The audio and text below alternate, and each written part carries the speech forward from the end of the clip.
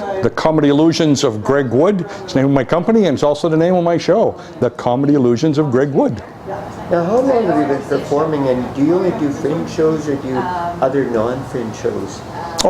Fringe is just a little sideline. It's because in the summertime, it just gives us an opportunity to try out some new stuff or to work through old ones that we're reinventing or recreating.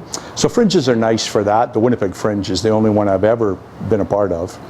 I started in 2007, and we've done one every year except for 2017, 2018. We did not get drawn, so we didn't do a fringe show. And what inspired you to get involved in magic versus other professions, hobbies, or? Do you know, my show says that I started as a kid, but actually, I started as an adult. I didn't start doing magic until I was in my 30s.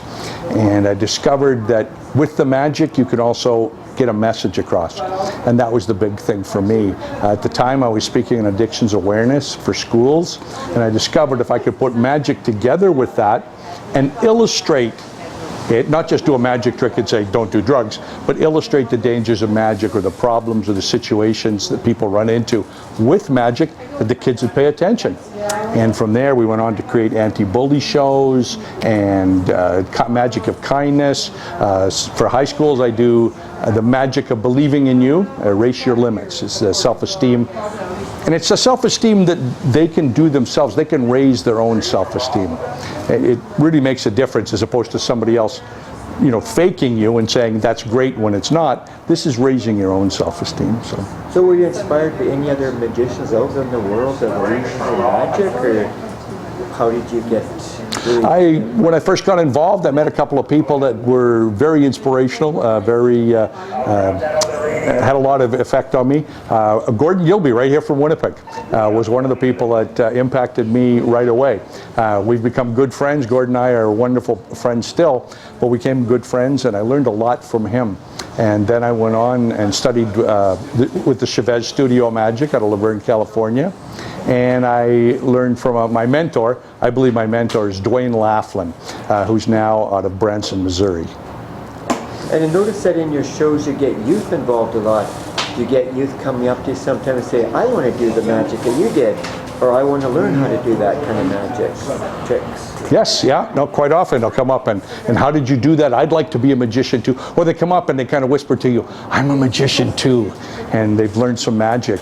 And we've got a wonderful organization called the Society of Young Magicians here in Manitoba.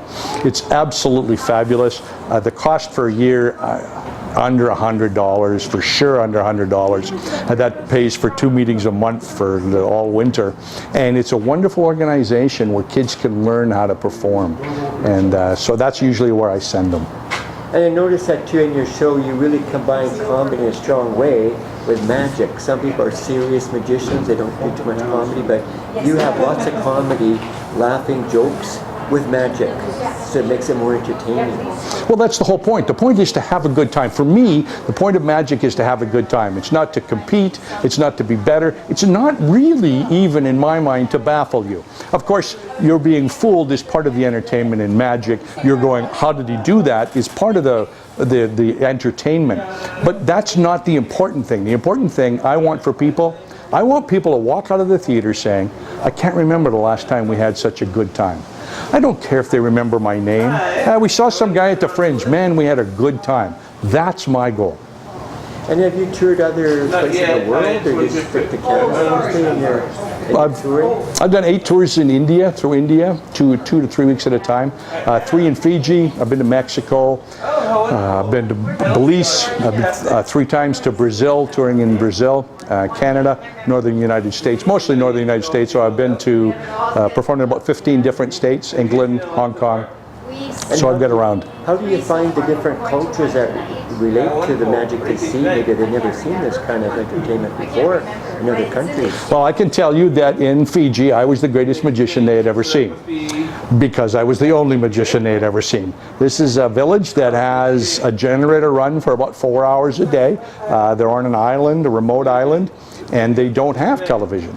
So there's no way for them to see, and they were quite thrilled. But because it's a comedy magic that I do, they really do quite understand it. And in India, you're almost the top of the pile when it comes to entertainers.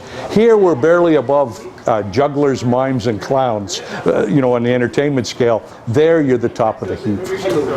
And if people want to find out how to connect with you, are you on social media? Do you have a YouTube channel? Yes, yep. You can look up the Comedy Illusions of Greg Wood. My website is comedyillusions.com.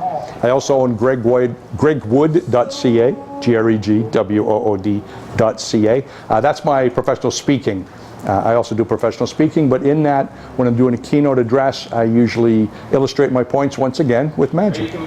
And I noticed at the end of the show about kindness, that's really touching that you did that, and you illustrated it by the scarves and the butterflies on the material there. That was different. Yes, it really is, but it is something that I close keynotes with. I close entertainment if I'm doing something for an association, maybe a Christmas party or an annual meeting. I'm just there after dinner entertainment, for example. I still usually do that. I ask them if this is what they would like.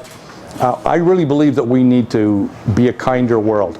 And so if you want more kindness in the world, you need to put it there. And I think by doing this, I'm actually putting more kindness in the world. Well, thank you very much for talking to Greg, and good luck in your shows. Thank you. Thank you. Thanks very much.